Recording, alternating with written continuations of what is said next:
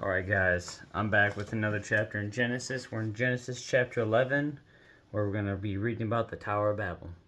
And here we go. At one time, all the people of the world spoke the same language and used the same words. As the people migrated to the east, they found a plain in the land of Babylonia and settled there. They began saying to each other, "Let's make bricks and harden them with fire." In this region, bricks were used instead of stone, and tar was used for mortar. Where am I? Okay.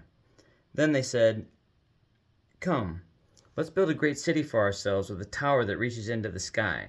This will make us famous and keep us from being scattered all over the world." But the Lord came down to look at the city and the tower the people were building. "Look," he said, "the people are united, and they all speak the same language. After this, nothing they set out to do will be impossible for them. Come, let's go down and confuse the people with different languages. Then they won't be able to understand each other." In that way, the Lord scattered them all over the world, and they stopped building the city. That is why the city was called Babel, because that is where the Lord confused the people with different languages. In this way, he scattered them all over the world. From Shem to Abram. This is the account of Shem's family.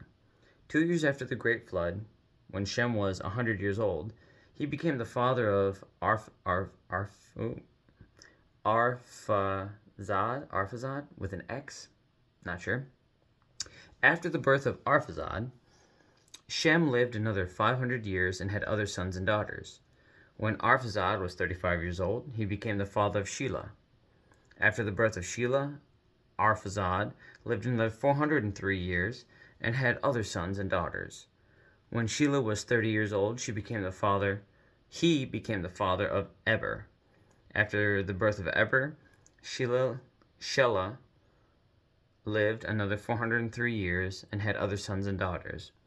When Eber was 34 years old, he became the father of Peleg. After the birth of Peleg, Eber lived another 430 years and had other sons and daughters. When Peleg was 30 years old, he became the father of Reu. After the birth of Reu, Peleg lived another 209 years and had other sons and daughters.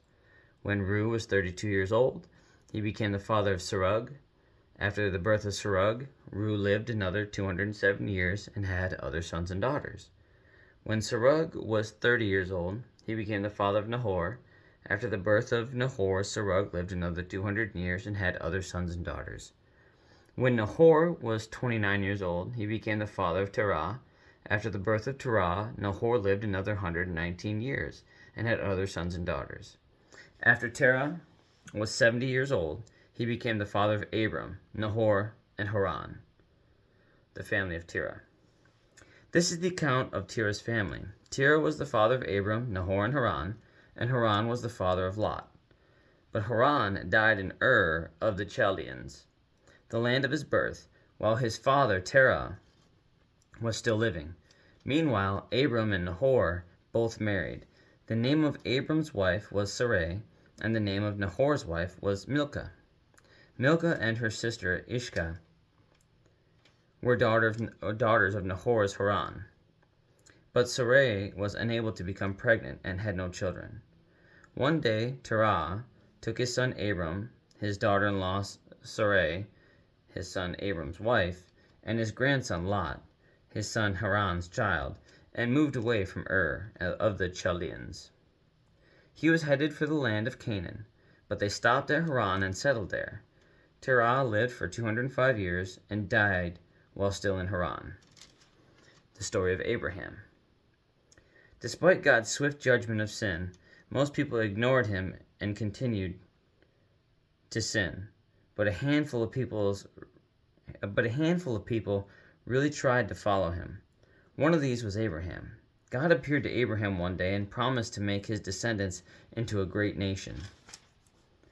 Abram's part of this agreement was to obey God. Through sharp testing and an incident that almost destroyed his family, Abraham remained faithful to God. Throughout his section, we discover how to live a life of faith. So there we go. I really struggle with those names. That's really tough for me because a lot of them are very unique ethnic names, and I'm just not sure how to pronounce them with all the X's and Z's and Y's and excuse me. But I still love to learn about it because I mean it's my history. And so I think that it's really interesting. Do sometimes I get lost in the names?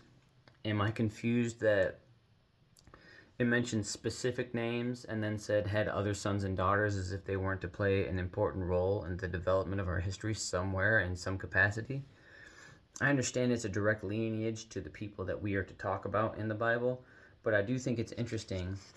I would like to know a little bit more about so many of the characters and the roles that they played, and I don't know. It's just really interesting me, and really just it creates an interest in the relationships that I build. I know that right now I am living the gospel according to William. Not like I am in charge. It's God's impact on me. Just like Matthew, Mark, Luke, and John were recording their happenings and their interviews with other people and God's experience in their lifetime. That's mine. And so my name would have my sons and daughters and my wife and who I married and where that was leading to. And when I understand it like that, I guess I kind of appreciate the genealogy just a little bit more. But on that note, have a good night. God bless. I love you. Jesus loves you. And I'll see you back here for Genesis chapter 12, where they talk about God promises a nation to Abram. Have a good night and God bless, guys.